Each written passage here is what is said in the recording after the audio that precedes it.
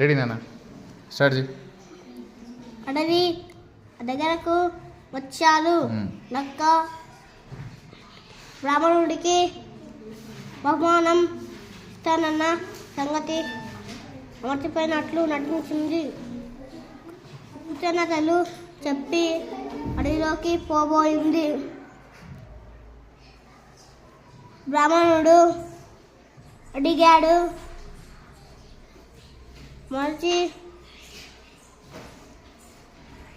మరి నా బహుమానం సంగతి ఏమిటి? చిత్తుల వారి నక్క చెప్పింది. ఓహు, మర్చిపోయా. అదుగో ఆ పెద్ద చెట్టు దగ్గర చాలా డబ్బు పాతి పెట్టి ఉంచా.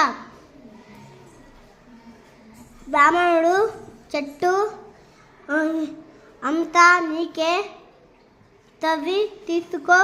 నక్క అడవిలోకి వెళ్ళిపోయింది.